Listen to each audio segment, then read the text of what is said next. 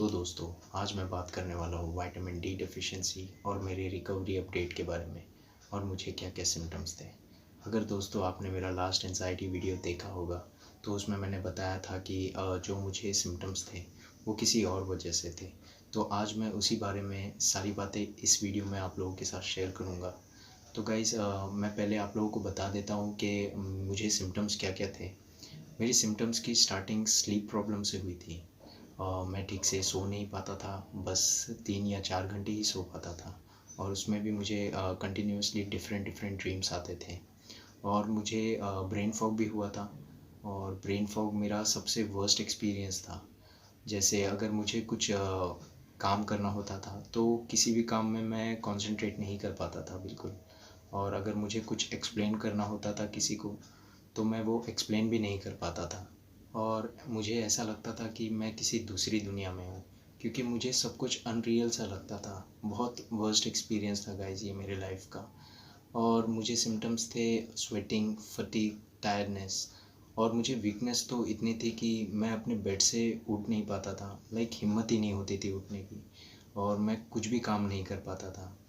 और मुझे blurry vision भी था, hair fall, digestive issue, fear of death, infertility problem, premature education, dry skin, low mood. ये सारे सिम्टम्स की वजह से मुझे ऐसा लगता था कि like I am not being my self, क्योंकि इतने सारे चीज़ें मेरे साथ एक साथ हो रही थी। तो मैं डॉक्टर के पास गया एंड उन्होंने मेरा ब्लड टेस्ट करवाया। और जो मेरा विटामिन D3 लेवल था वो 10.5 NG/ml था, जो काफ़ी लो था। तो डॉक्टर ने मुझे विटामिन D3 के 60,000 इंटरनेशनल यूनिट्स के टैबलेट्स दिए और उन्होंने मुझे वंस अ वीक लेने के लिए कहा। तो डॉक्टर ने जैसे मुझे बोला था मैं वैसे ही कर रहा था प्रॉपरली। मैंने एक भी डोज मिस नहीं किए थे। पर मेरे लिए बहुत ज़्यादा टफ टाइम था। आई मीन, डेज़ हो गए थे एंड वीक्स कंप्लीट हो गए, ऑलरेडी मंथ भी कंप्लीट हो गए थे। बट मुझ में कोई भी इम्प्रूवमेंट नहीं था, सब कुछ मुझे सेम पहले की तरह ही लग रहा था। उसके बाद मैं और ज़्यादा डिप्रेस होने लगा। ऐसा लग रहा था कि शायद मैं अब ठीक नहीं हो पाऊँगा या मुझे कोई और बीमारी हो गई है।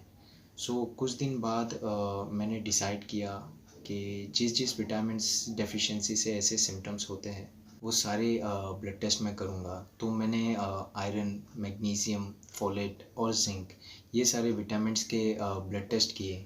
तो जब मैंने वो रिपोर्ट्स डॉक्टर को दिखाए तो वो सब कुछ नॉर्मल थे। अगर आप मुझे बोलोगे तो वो सारे रिपोर्ट्स मैं आप लोगों को अगले वीडियो में बता दूँगा।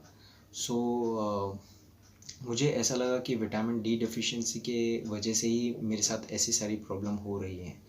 तो मैंने इसे टारगेट करना शुरू किया।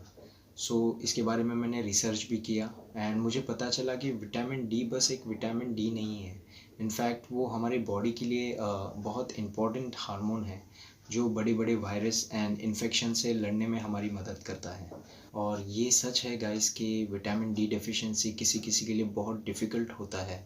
एंड मैंने ये सारी मेडिसिन्स रिकंटिन्यू किए एंड और मैंने बहुत ग्रीन वेजिटेबल्स और मशरूम्स और मैं सनबाथ भी लिया था। तो 6 वीक्स हो गए थे।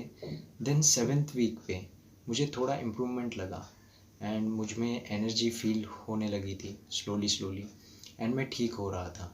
सो यस, सप्लीमेंट ने बहुत हेल्प की थी मेरी इस जर्नी में। पर मुझे बहुत टाइम लगा था ठीक होने में।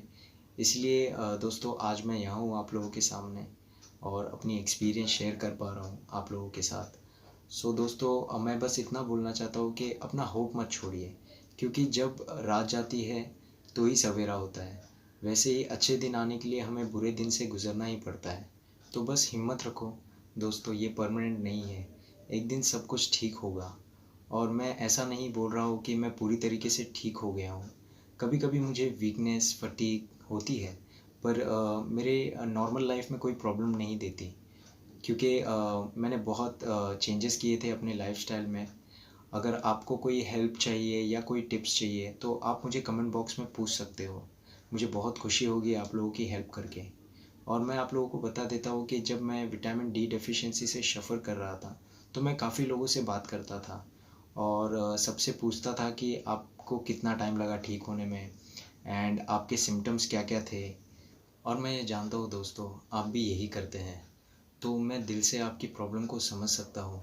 अगर आपको कोई भी क्वेश्चन हो या डाउट हो तो आप मुझे पूछ सकते हैं, क्योंकि जो लोग भी विटामिन डी डेफिशिएंसी से सफ़र कर रहे हैं वो अपने सिम्टम्स को गूगल पे ज़रूर सर्च करते हैं।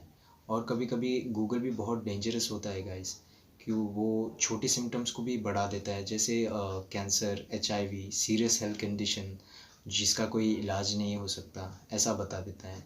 सो प्लीज़ आप सबको मैं रिक्वेस्ट करता हूँ कि अपने सिम्टम्स को गूगल पे सर्च मत करना, क्योंकि मैंने ऑलमोस्ट 32 सिम्टम्स को डेवलप कर लिए थे और मुझे फेस करना पड़ा था गूगल की वजह से।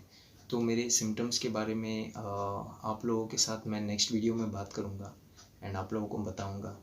तो तब तक के लिए बस हार मत मानना दोस्तों। जानता हूँ पॉजिटिव रहना बहुत मुश्किल होता है ऐसे टाइम पे, but don't lose hope guys, it will get better.